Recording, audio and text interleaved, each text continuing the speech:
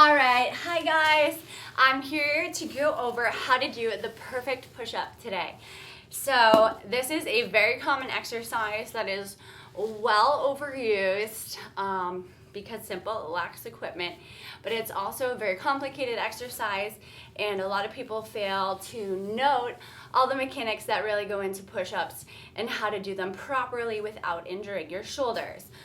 There's a lot of checks and balances that go on, and we'll start with the first one. So we're gonna start with your wrist and your hand placement. When setting up your push-up, you're gonna set it up so that your elbows are stacked right underneath your shoulders and your wrists right underneath those elbows, right? So we should be in a straight line here. You should be able to push the knuckle of your pointer finger down firmly into the floor. If you can't do that, which is kind of common, you probably have a wrist mobility issue, so you'll have to work on that before you're able to perform push-ups properly. So again, check with wrist under elbows, under shoulders, pointer finger, knuckle, as well as all the other fingers are pressed firmly into the floor without any pain there. Secondly, we want to create some tension right through our hands. So try to spread those fingers out a little bit and push into the floor. So turn those pecs on by pushing actively into the floor, and also creating some tension by twisting outward slightly with the hands, meaning those elbows are pulling inward just a little bit.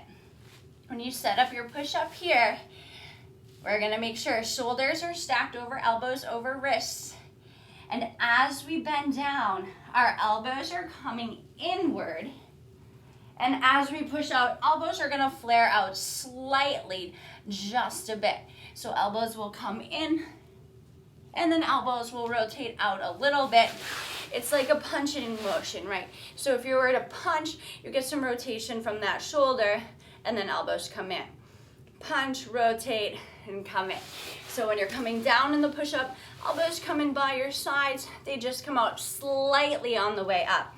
So you shouldn't be so tight. Tricep push-up all the way into your ribs, and you definitely don't want those arms all the way out wide shoulder height, or even worse, up here. So again, it's just like a punching motion, and most of the work is done through the shoulder joint, not through the elbow.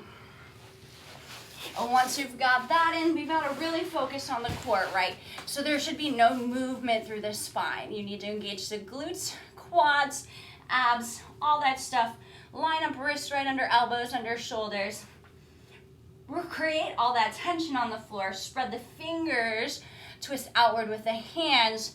Elbows come in, elbows twist out slightly. From the front, we're looking like this. Again, set up that alignment. Elbows come in, elbows press out just a little bit. Because of that motion through the elbows, it will change your foot position just a little bit. So I will show you here. We're gonna plant our flex, so your body's slightly shifting forward on the way down. And then we're going to dorsiflex on the way up, which means your heels are pushing back. So see how I rock forward from the toes on the way down, push backward from the toes on the way up. So your front angle view on that push-up is gonna be here. Again, elbows, wrists, shoulders stacked, elbows pulling in tight on the way down, elbows slightly rotating out on the way up. So the movement coming a lot through the shoulders, not so much relying on the elbows.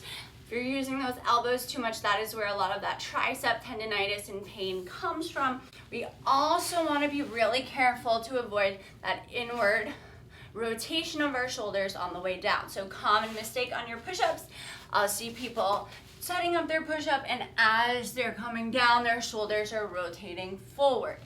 Again, we want to keep those shoulders back, drawn away down from our ears.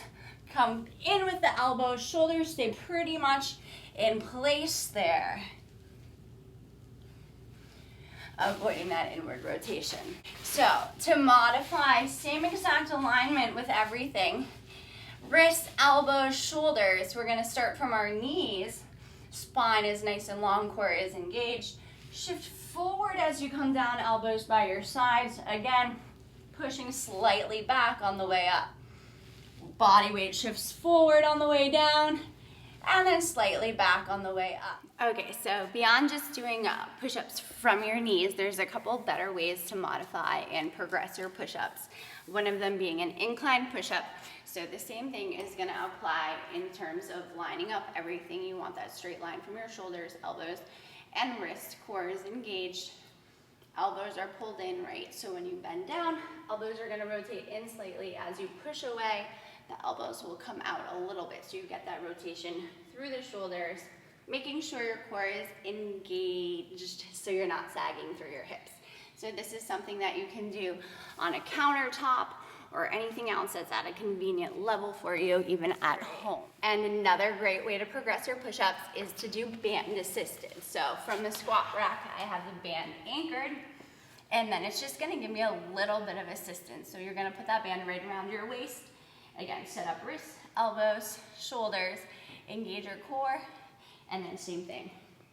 You've got your reps here, and then you can always progress by going from a thicker band to a thinner band. All right, so now that you've learned how to do the push-up properly, if you're ready to get training and be able to do a bunch of them at once, here is my recommendation. There is absolutely no point to banging out tons and tons of reps of push-ups with shitty form. Here is my recommendation on progressing through them. So when you first start, if you have the proper mobility and you can do some modified push-ups, either from your knees, on the incline, or with the band assisted, you can work up to however many reps you can do with perfect form without losing your core or shoulder positions.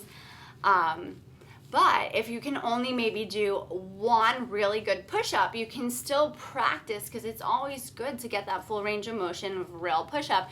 You can practice by doing sets of one. So start with 3 sets of 1 rep, and then maybe build up to 5 or 6 sets of 1 good reps of push-ups. And then once you're there, you can progress up to 2 reps at a time, taking rest in between. There's nothing wrong with just doing 1 rep at your absolute max in order to get better and to get stronger.